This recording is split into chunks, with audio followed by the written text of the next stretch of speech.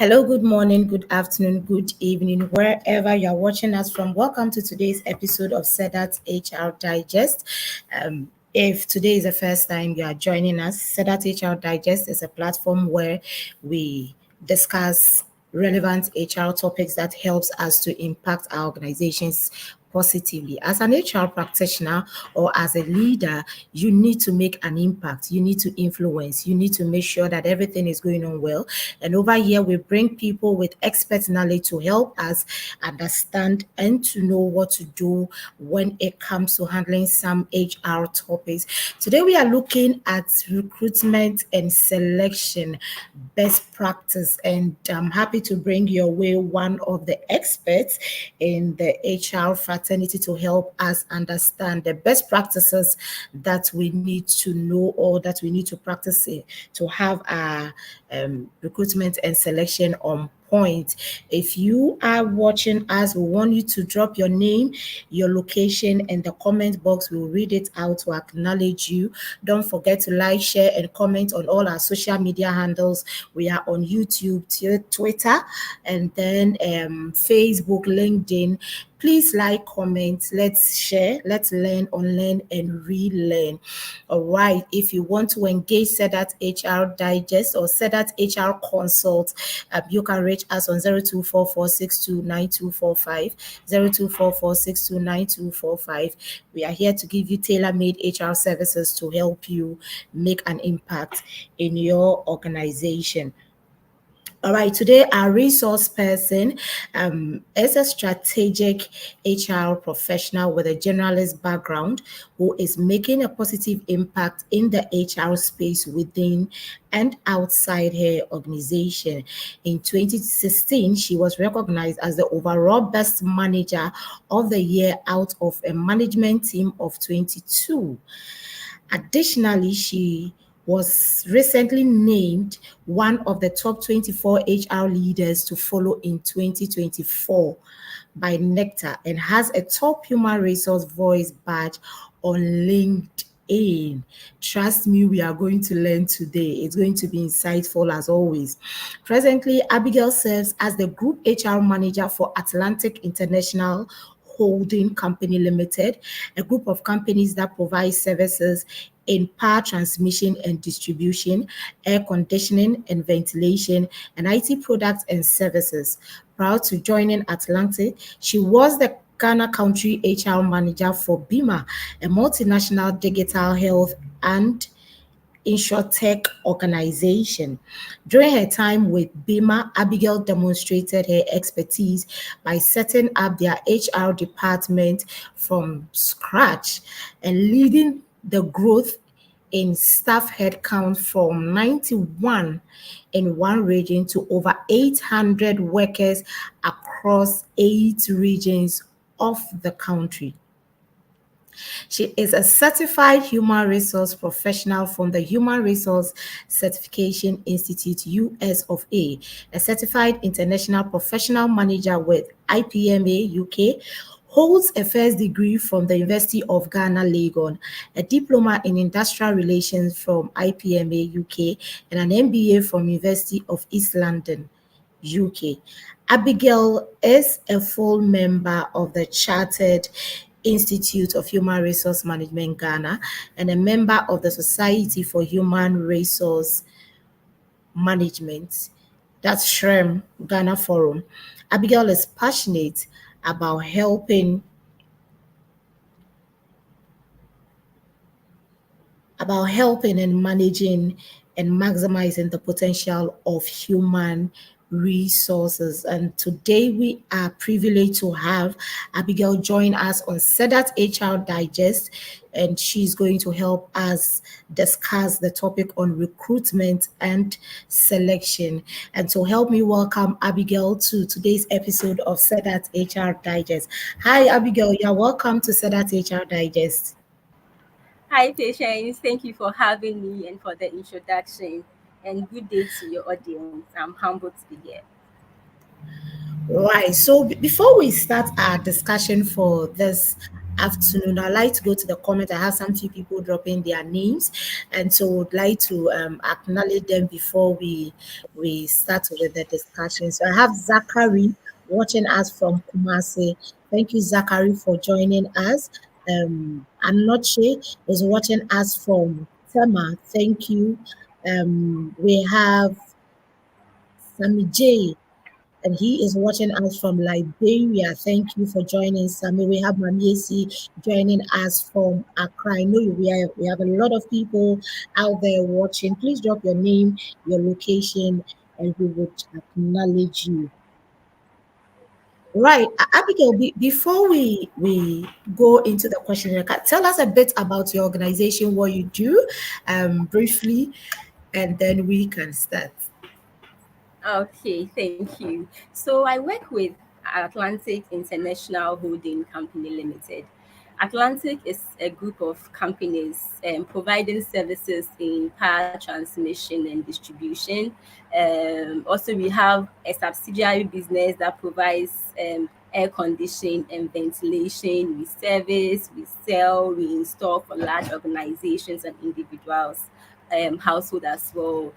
Another subsidiary of the Atlantic family is Atlantic Computers, where we sell computers, its accessories. So this is the umbrella of the Atlantic group. So if you need an air condition for your office space, for your home, you can always call us and then we'll give you quality services. In terms of the electrical aspect of our business, we are a subcontractor for ECG. So we do most of their servicing across the country as well. So yeah, it's Right. good to be. Thank you so much. You have to tell Atlantic to come and sponsor our second edition of SEDAT HR conference because we've given them free adverts. So we'll be coming. Absolutely, Okay, so we sure. have Solace. Solace says she's watching us from Medina. Janice is watching us from Liberia. We have Rhoda watching us from Accra. Dako is watching us. Okay, he says good afternoon. Good afternoon. Thank you so much for joining. Right, Abi, so let's go straight into our discussion for today. We are looking at recruitment and selection, and we cannot attest that if you get the wrong people into your space, irrespective of how well you are resourced and everything that you are likely to have it wrong if you have the wrong people in your space. And so, what is to help us understand what recruitment and selection is all about? Are there any differences between the two? Are they one? Do they complement each other? Help us understand the concept of recruitment and selection. Okay, thanks for the question, Patience. So when we talk about recruitment and selection, we are actually talking about finding the right person for a job. So basically, the recruitment process focuses on attracting qualified candidates for a specific job vacancy. It involves activities like having a job description for your vacant role, making the role known to be available so candidates can apply. Example, announcing the role to your employees and placing them externally through various channels. It could be via job boards, social media, your company's website, etc. Selection, on the other hand, comes right after recruitment, which involves evaluating the pool of candidates who have applied for your vacant role, and then selecting the most suitable one for the role. So the selection process also has various activities to go through, including screening of applications, conducting interviews,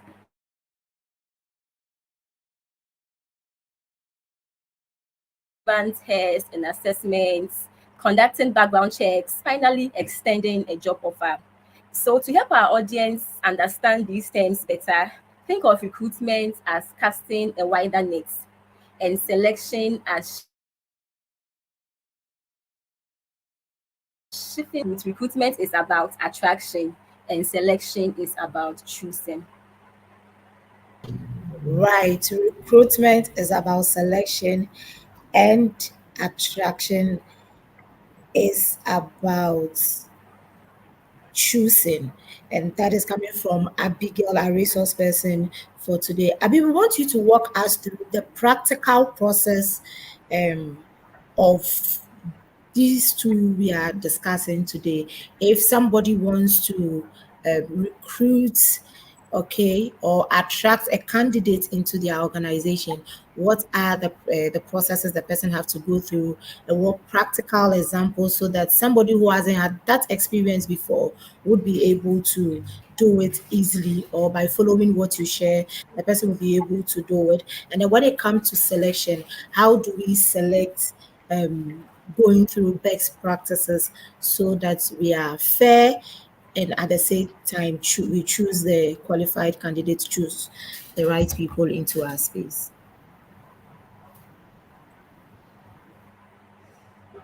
Certainly, patience.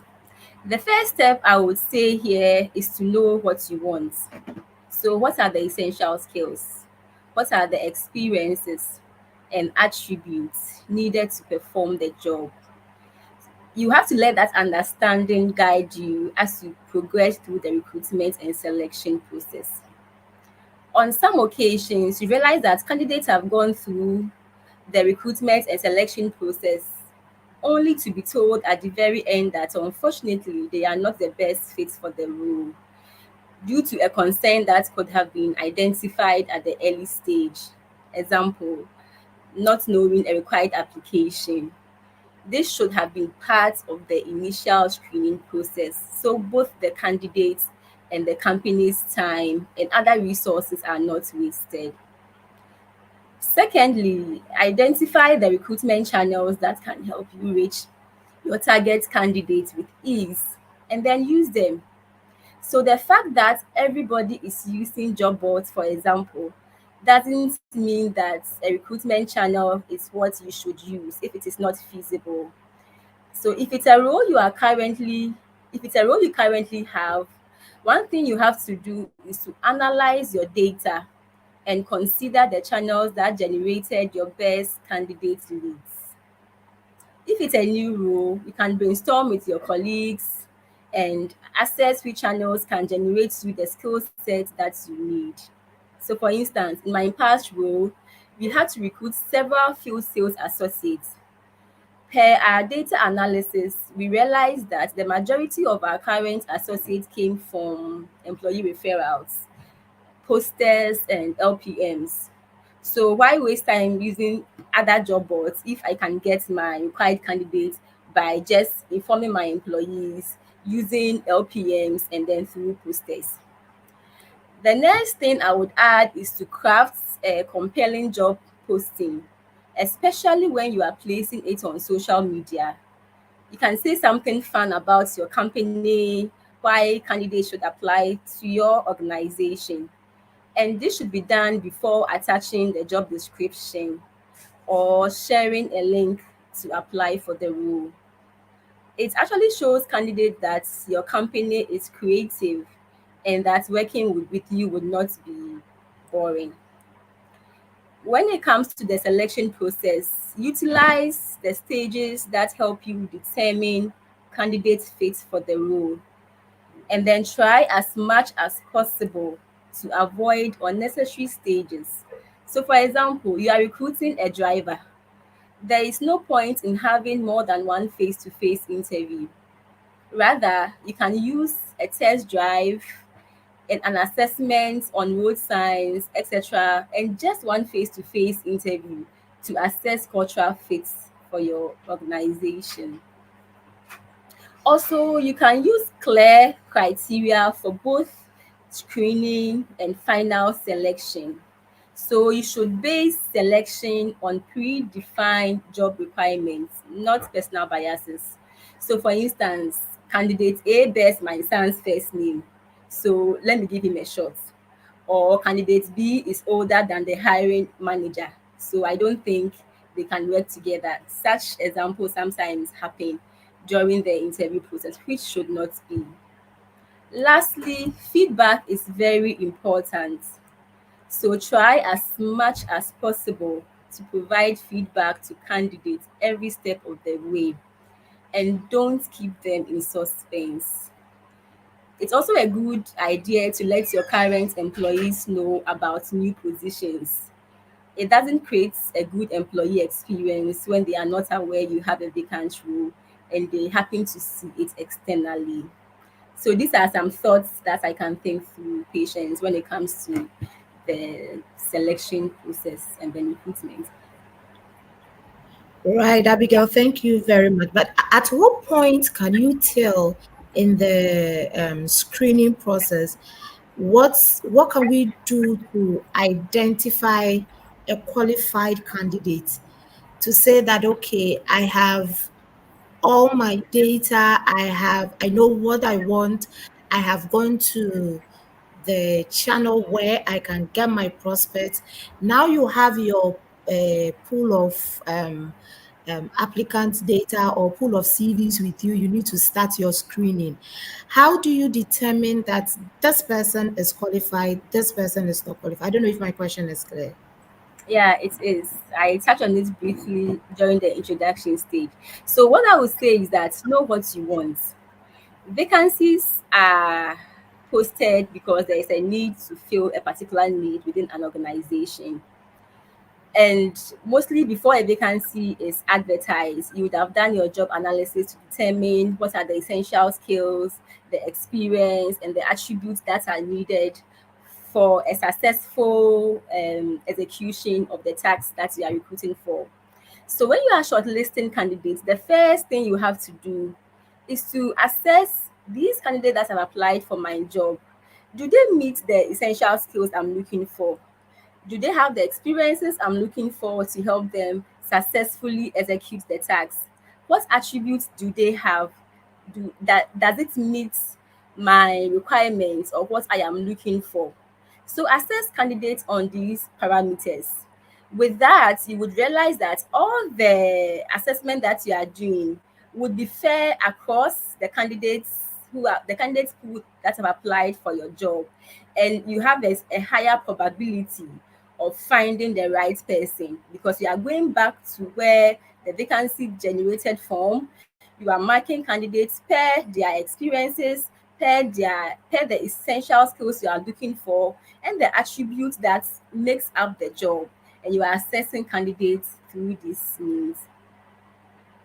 Right, thank you, Abigail. So we have Michael Chum, and Michael says feedback. Please re-emphasize that point because most HRs do not give feedback to job seekers on their status. So, Abigail, That's so Michael would true. want you to re-emphasize on the feedback point. Yeah. For me, I always see it as a two-way street. Okay. Recruitment and selection is to help an organization find the best talent that can perform a job.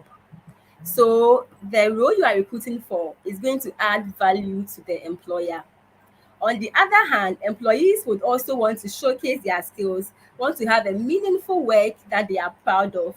They know they wake up every morning, they are going to something that they love. So it is a two-way street. So feedback is a key aspect of the ongoing recruitment and selection discussion. That should be very central to the process. It cannot be taken out of it. So Michael, it has been emphasized. Okay. Thank you very much, Abigail. What we want to know, what strategies can organizations deploy to attract diverse pool of candidates when it comes to recruitment?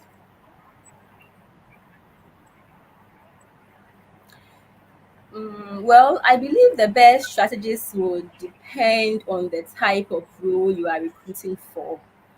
So, with the example of the sales role I mentioned earlier, but generally, you can consider a mix of both traditional and non conventional recruitment channels, including using recruitment agencies like SEDAT Consults. SEDAT is very great at what they do. You can also collaborate with tertiary institutions that train your needed skill sets. You can reach out to community groups, use social media, referrals from customers or clients can also be part of your recruitment channels you are considering. You can even use LPMs on popular shows where your target audience listen to. So don't just think about traditional. Look for other ways that it can ease your job as a recruiter or as an HR person to get the qualified candidates that you are looking for. One key thing is to also keep data of the sources that generated your most suitable candidates and utilize those channels more when future roles become vacant. Moreover, it is essential to build a strong employer brand. As you know, there are some organizations that are considered dream companies for many people. And just by their name and without even advertising a role, job seekers are already sending unsolicited applications. So this goes a long way to ease the burden when a role becomes vacant.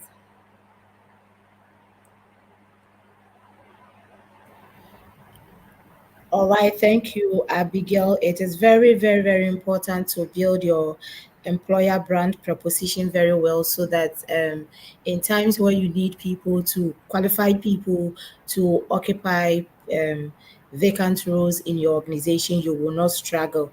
Um, I believe right now, if we give people the opportunity to just name one organization they would want to work with, we'll definitely have one leading, and it's because they've built a good employer brand proposition. And so employers out there, HR practitioners out there, let's do the right thing so that people will love to work with us. Right, Abigail. Now realize that in recent times, if our technology is the thing driving everything, and the HR space is no exception. I mean, there are a lot of things that are evolving as a result of technology. How can technology be leveraged to streamline the recruitment process while still maintaining a personalized and human touch to the whole process? Thanks for the question, Patience. I'm sure we've all heard about applicant tracking systems, right? So we should use them. So this helps to automate tasks. So what an ATS does is to automate tasks like managing applications, screening applicants based on keywords and criteria, scheduling interviews, and sending automated communication.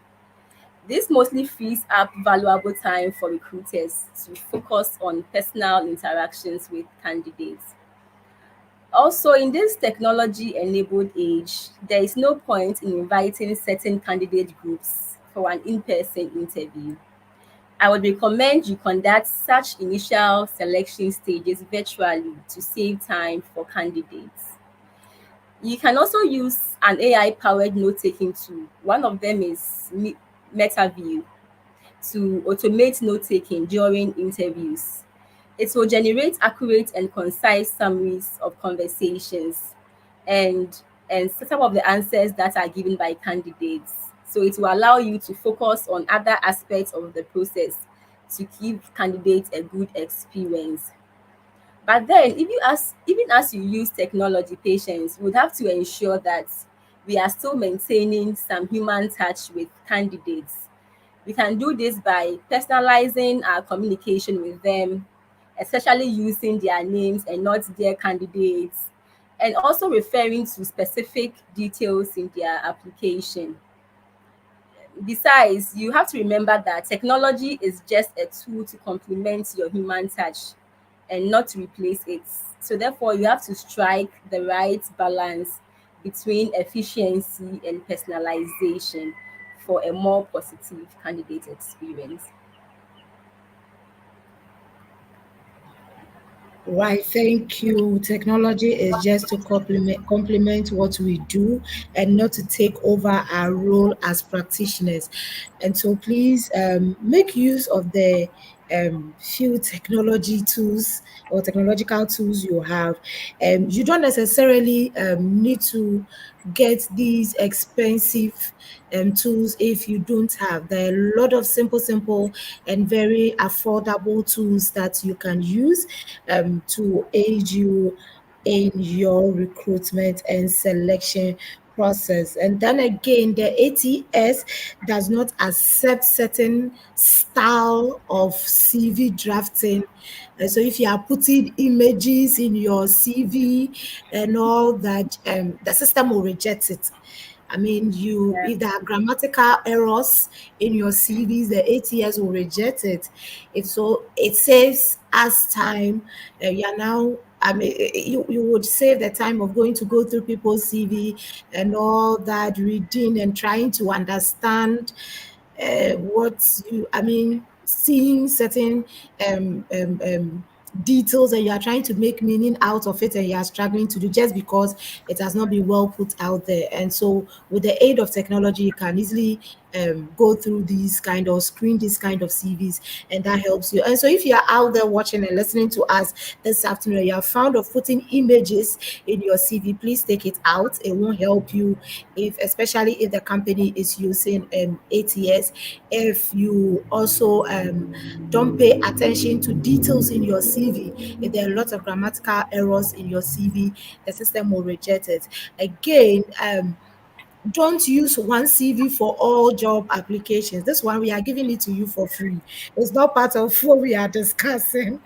But don't use one CV for all job applications because every job has a specialized job specification and what the job requires. And so if you just use one generic CV for all the jobs you see, you are likely not to be called for an interview because remember, we are using technology to aid us in screening and selecting candidates for the positions we have. So you want to take these are just some few tips you would want to have and make sure that your font, everything is well arranged. I mean, we can make meaning out of your CV. It's your CV is all about telling us your experience on paper before we bring you on board. So please don't make a mistake of giving us a wrong information or giving us a wrong impression about yourself when in practical terms you can really do your job or do the job we are looking for very well,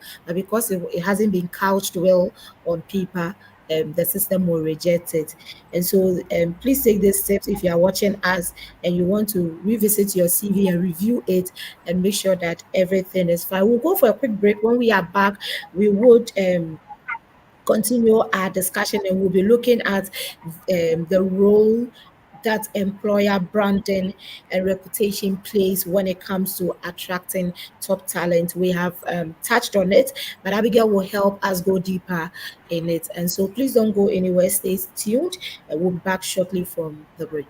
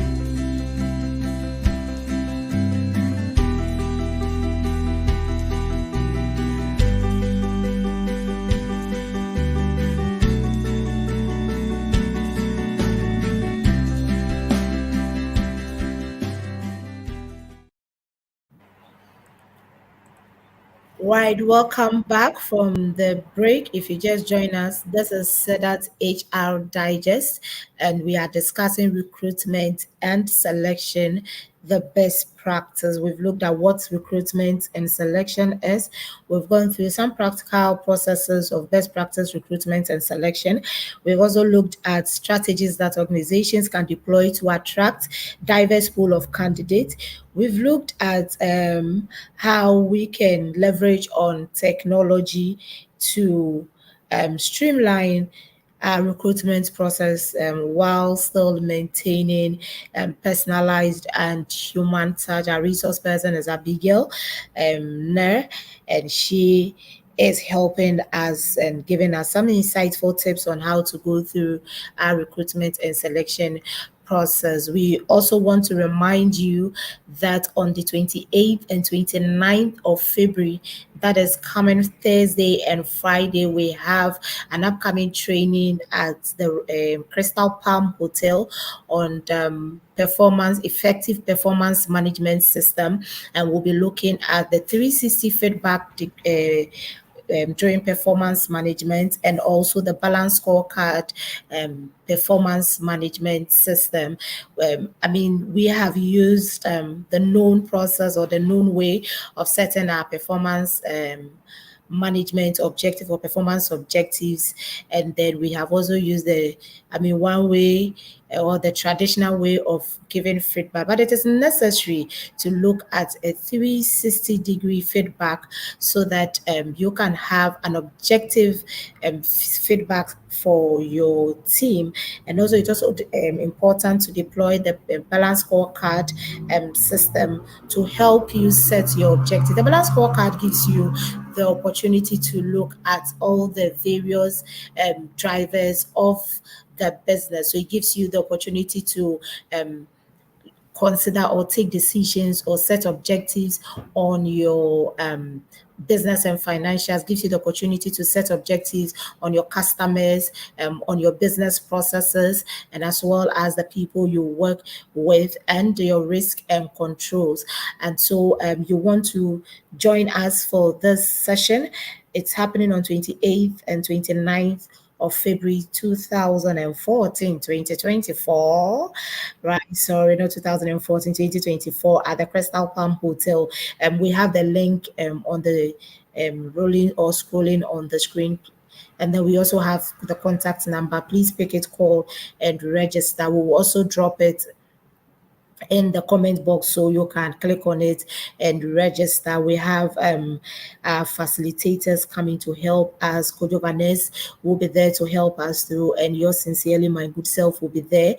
We'll take you through the 360 feedback and then the balance scorecard performance management setting tools. We'll give you practical experience on how to use the balance scorecard to set performance objective, and also how to set three or how to conduct your 360-degree feedback session. Practical experience. As SEDAT consult, all our trainings are very practical, hands-on.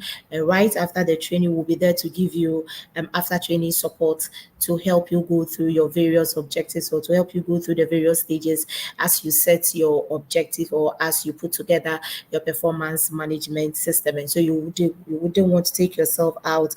Please call the number. The link has been shared. Click on it to register. Our team will get in touch with you and provide you with all the necessary information. All right. So we want to go back to our discussion, and Abigail is here with us.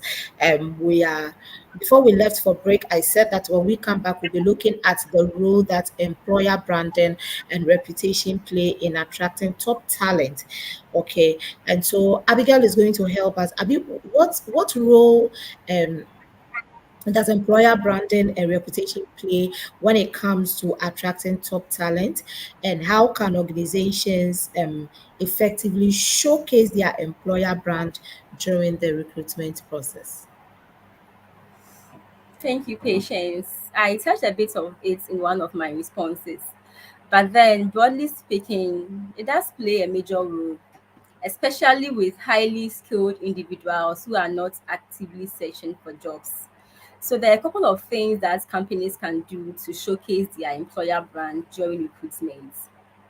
One of it is to highlight your company culture, your values, your employee stories on your careers pages, and through your multiple touch points with the candidates. So let the candidates feel a sense of you during the recruitment process, and a sense of how it would be like to work in your organization after they are recruited.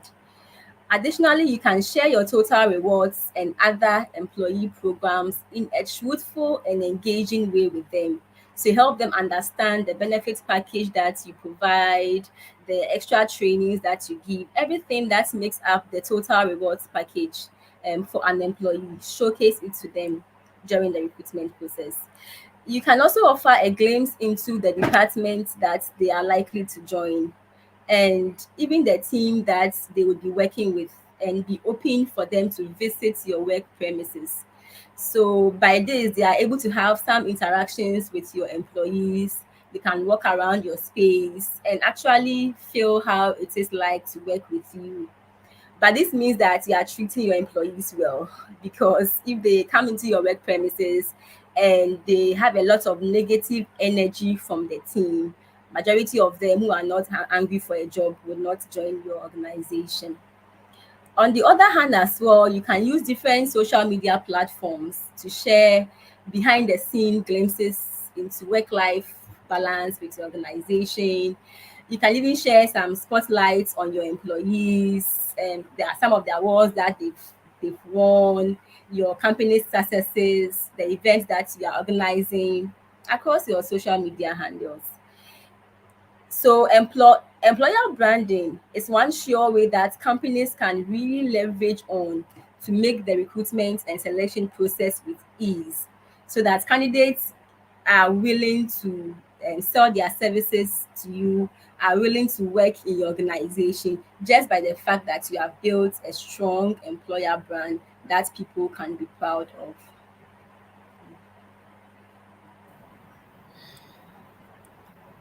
All right, Abigail, thank you. If you just join us, this is SEDAT HR Digest. Please don't forget to drop your question and your comment. And if you want to seek any clarification to any of the things that will be discussed here or the pointers, please feel free to drop it in the comment box. I'll read it for our guests to re-emphasize or clarify or respond to your questions. So it's an interactive discussion we are having over here. And so feel free to drop your question, your comment, your contribution in the comment section, and then we'll read it out. Right, so let me go back to Abigail. Of late, so I'm on a one HR platform where when people post job ads, you get other colleagues asking, why don't we add the salaries or whatever the text that comes with the role to it.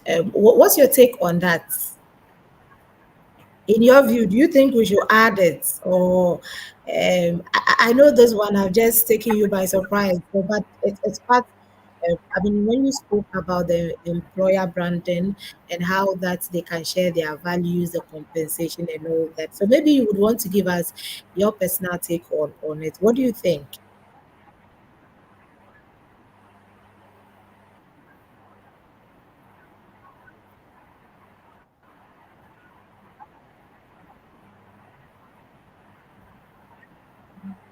Okay, so there are multiple ways that you can look at it. In some parts of the world, in some states in the US, it is by law for them to attach the compensation package of a role when they are advertising the vacancy. Also, you realize that in some of the roles that are advertised in the UK, they do add a range of the annual amount. So they'll give you a range of between this pounds to that. So they give you a range. But you see, in Ghana, it is not legislated for organizations to add the compensation package at the time of announcing a rule, which means that companies can choose to do it or not to do it. But when you ask me personally, sometimes when you add the package to the role, it serves candidates, um, it gives them visibility into how much you are offering, so that those who are expecting higher than you are offering will not waste their time to apply. And for those who are also earning lower, they have an overview of how much you are going to pay them. So, what organizations can do if you would want to practice it in our part of the world, in Ghana, is can give a range for some employers that are confident that their total rewards package is competitive, you see, across the industry that they are operating in.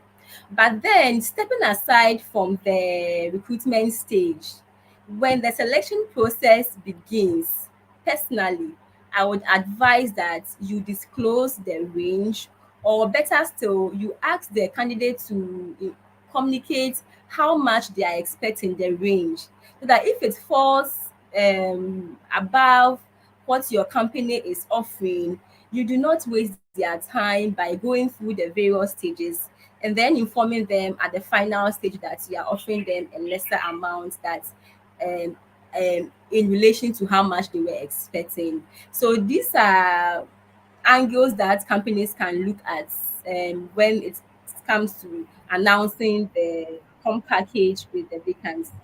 But it depends on the strategy that the company would want to take and how confident they are in how competitive their total rewards package is.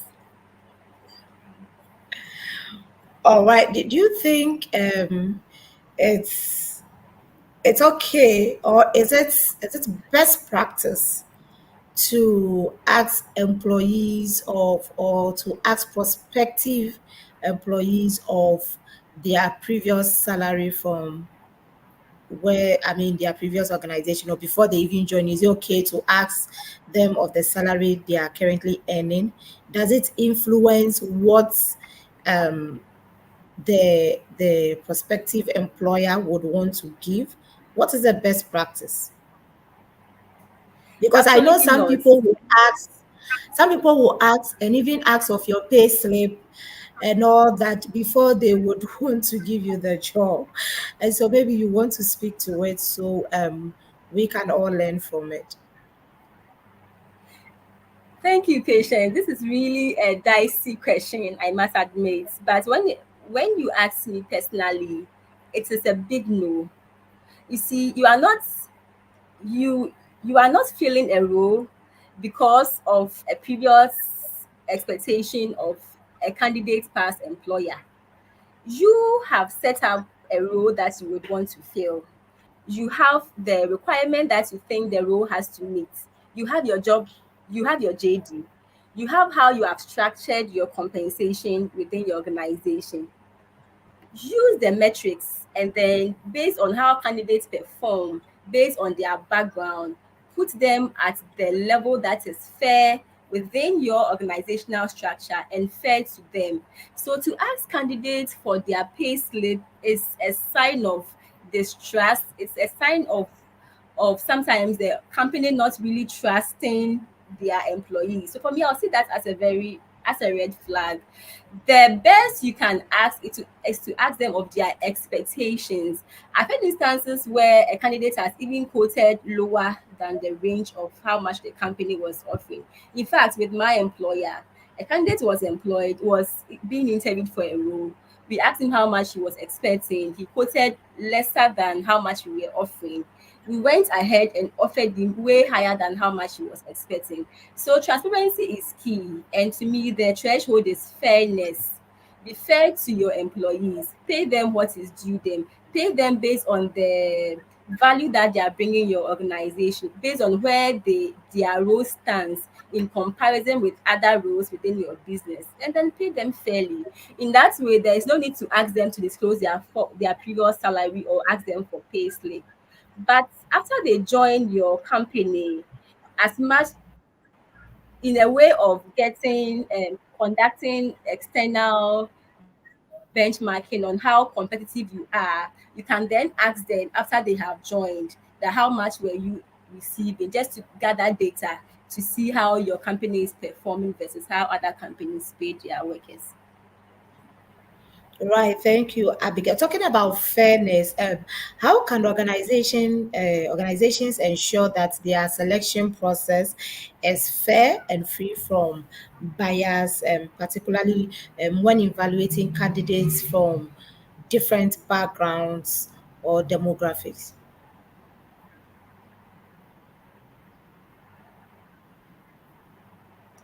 So one way this can be done is to organize unconscious bias training with hiring managers, with interviewers, and everyone involved in the selection process.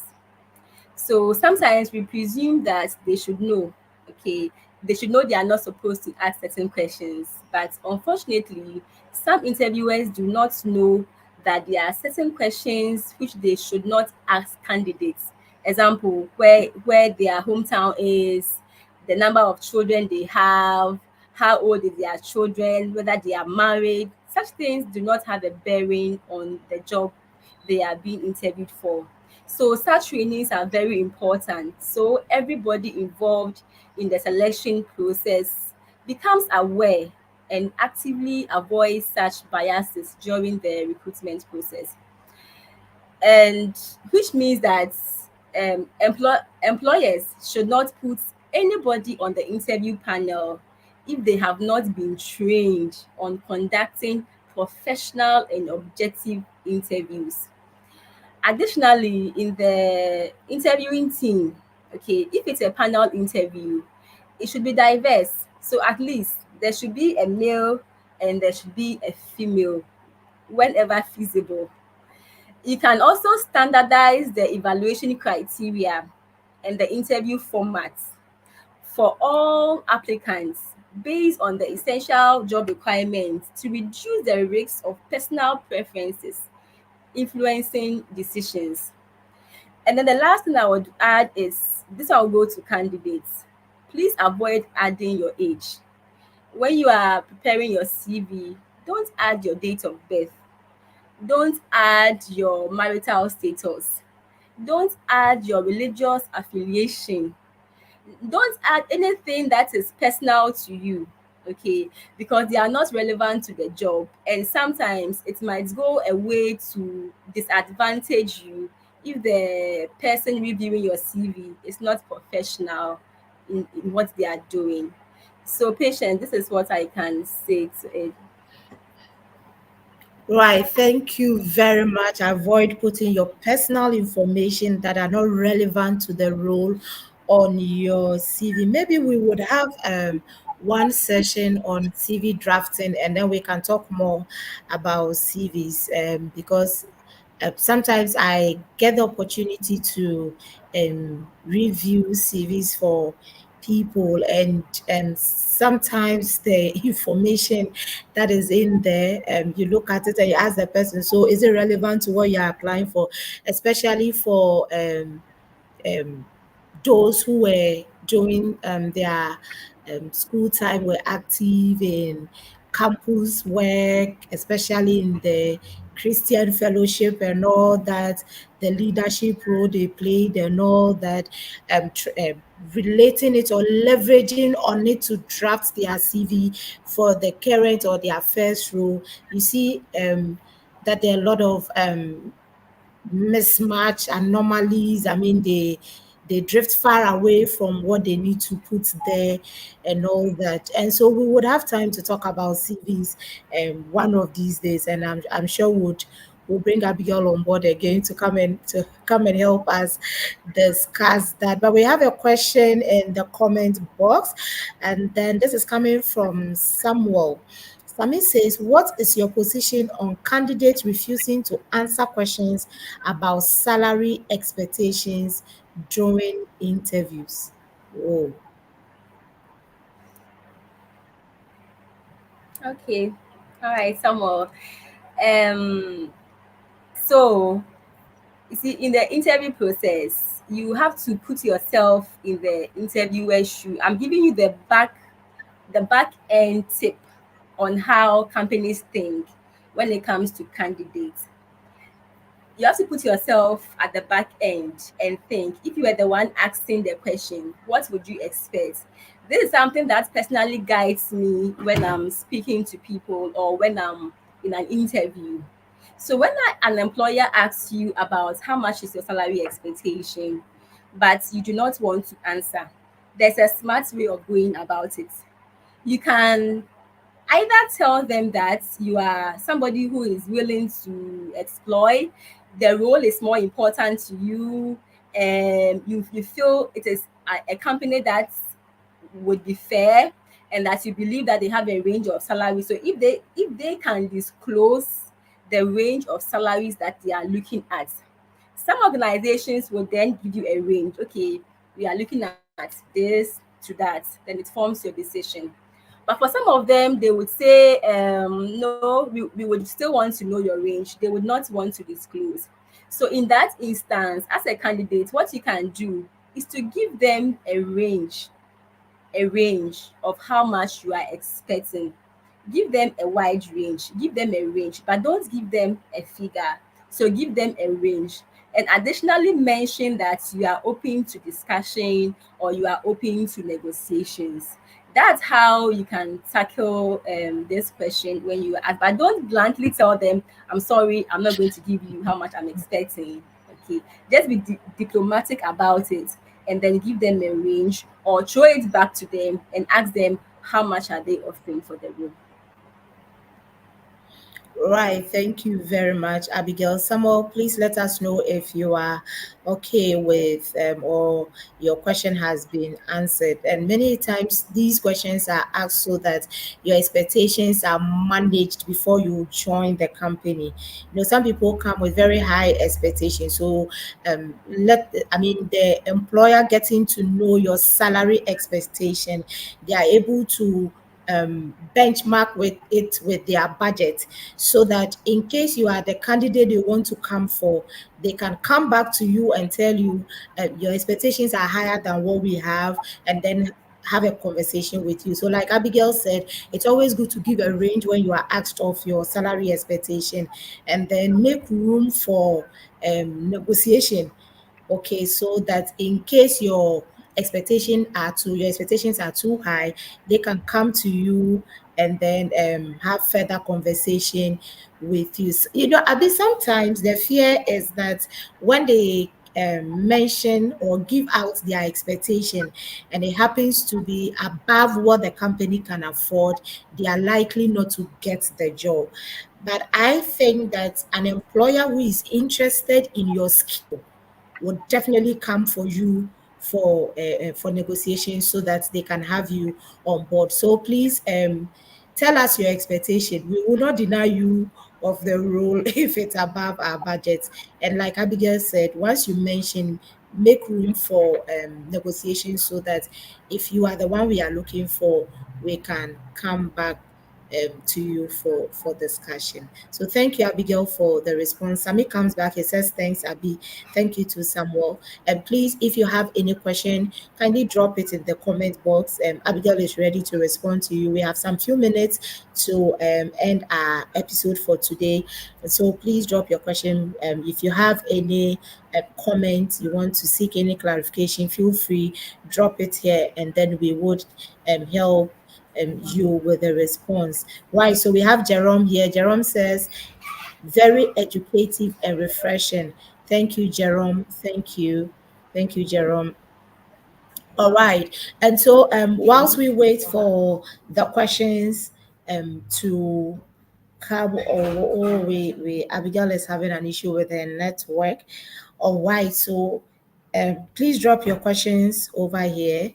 Drop your questions, drop your comments, and we'll wait for Abigail to join us back, and then we can conclude um, our discussion for today. But once again, want to remind you of our upcoming performance management training happening on 28th and 29th of February 2024 at the Crystal Palm Hotel in Accra.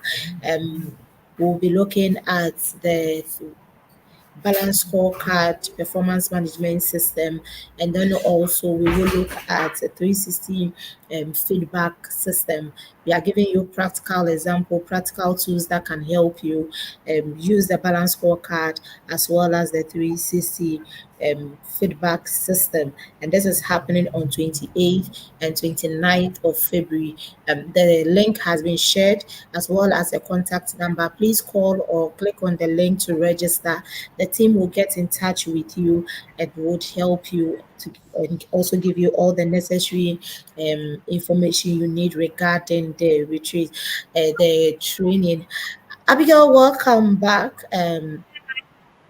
So it's almost Thank you. time. We want to wrap up, but before you share your final words with us, can you give us some steps organizations can take to improve their overall candidate experience and ensure that they feel valued and respected through the process?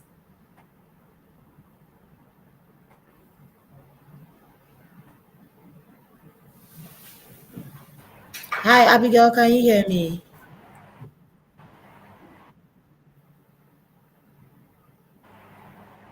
Of the candidate time. Hello, patients. Hi, Abigail. So I want you to share with us, we are wrapping up on our discussion. I want you to share with us some of the things that organizations can do to improve the candidate experience, overall candidate experience they give to candidates that's walking into their doors. Okay, so one, be considerate of the candidate's time. Okay, so provide candidates with ample notice of the interview they are having so that they can prepare for it. Respect their time. Secondly, keep candidates informed about their application status. You know, it can be really frustrating when you are left in the dark about the hiring process, whether you will be called or not. So please don't keep them hanging. Keep them updated with the information they need. Thirdly, be respectful of candidates' time as well. I think I've mentioned this already. I cannot overemphasize it. Respect candidates' time. Finally, when asking questions during the interview, please ensure to choose your words carefully. Okay, so please avoid attacking the candidates personally, but instead focus on their experience and skills. You have to remember that everyone makes mistakes. Maybe they've made a mistake with their past employer. So give them the opportunity to answer to it and assess whether they've showed remorsefulness or not. So these are some ways that you can go around it as you try to improve your candidate experience. And at the end of the day, know that the candidates are assessing you, the interviewers, as an epitome of your organization. So try and give the best impression of your employer. Present your employer well. Present your employer candidly to candidates so that per how you are behaving towards them, they can assess whether your company is a firm that would respect them and give them the platform to work peacefully, give them the platform to also learn and then grow. Right, thank you, Abigail. We have a question from Richard. Richard says, at what point in the recruitment and selection process do you undertake background check?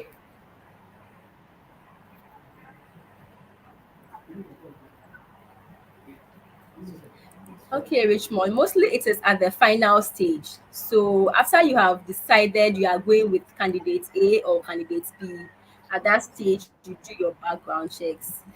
Mostly this is so because you don't want to waste time conducting background checks for all the people that start the process. So you mostly do it at the final stage. Before you give the offer, you should have conducted your background checks to satisfy what you are looking for. All right, so Anita says, please should the employer disclose salary to candidates during the interview? I think we've mentioned this, but Abigail, please touch on it for Hello, Anita. patients. Hi, Abigail, can you hear me?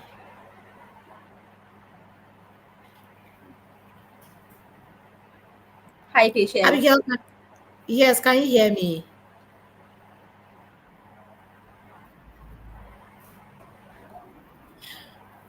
Okay, I guess we have some network issues here. Abigail, can you hear me? Okay, so Anita, Abigail has already touched on this. Yes, she says that it's very necessary to disclose the salary range to candidates during the interview. Okay, so that way you are able to um, let them know what the salary expectation is, or salary is for the role. And from the candidate point of view, you can equally share your expectation if you are also asked of the salary expectation you are looking for. So if depending on your organization, you do not publish your salary expectation to the various roles you have, because you feel it is not competitive enough to put out there, or you because over here in Ghana we don't know have legislation that mandate us to do that.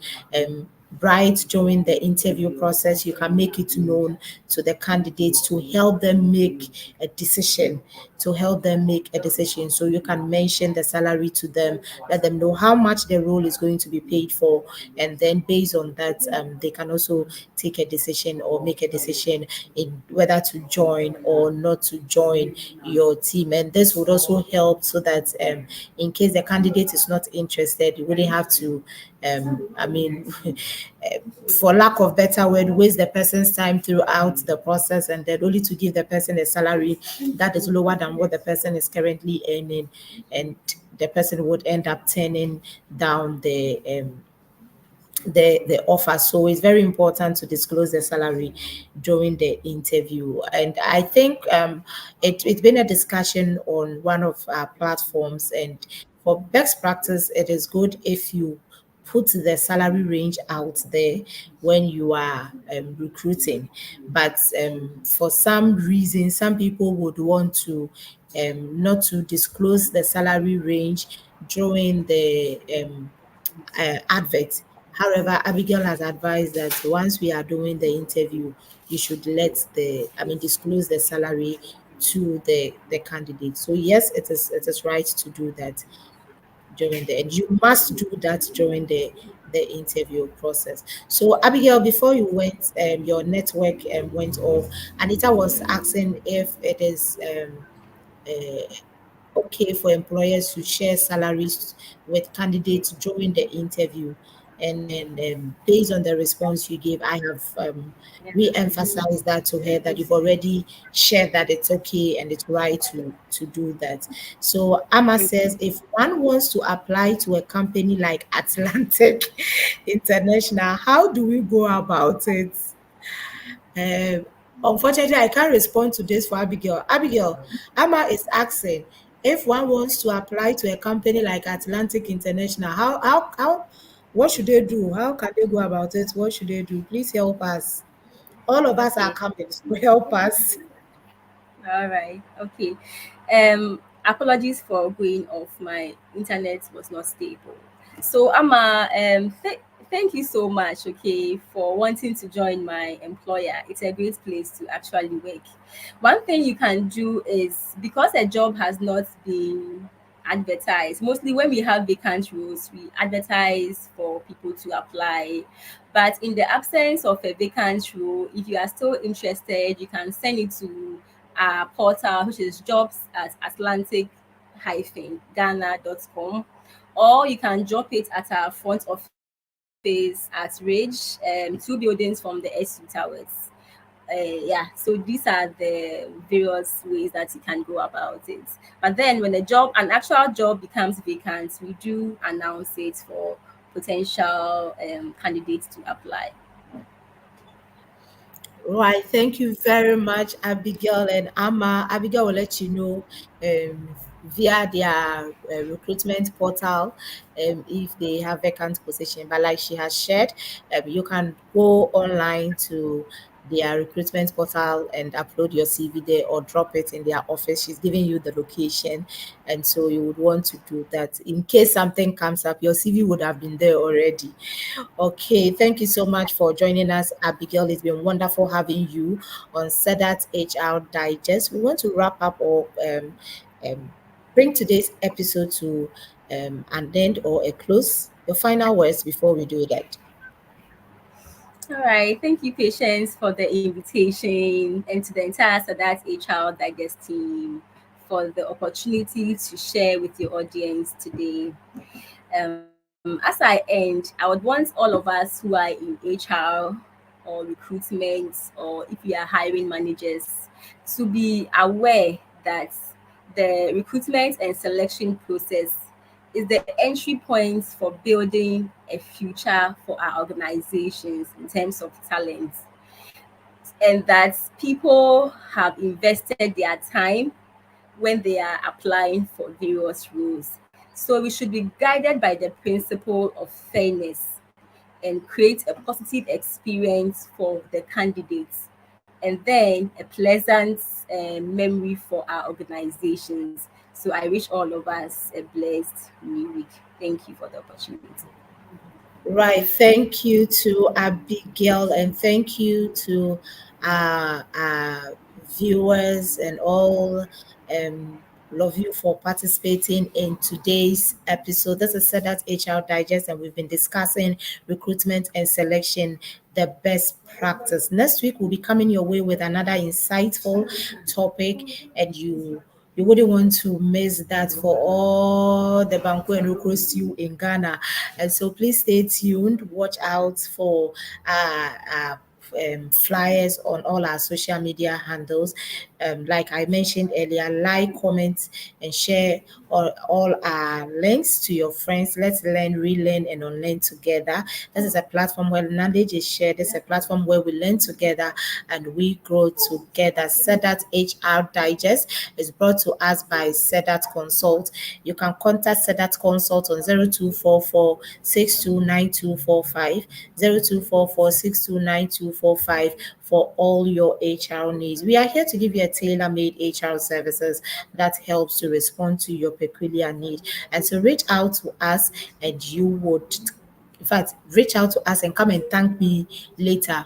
All right. My name is Patience, and I have been your moderator for today's episode. We'll be coming your way next week with another episode. Stay tuned, and please remember the week starts tomorrow. You want to prepare well for the week. Set your objective for the week. And on Friday, you ask yourself if you were able to achieve your objectives or not. Ask questions if you were not, and find solutions or interventions to your question. Have a wonderful evening and enjoy your lovely week that is approaching. Thank you, and see you next week.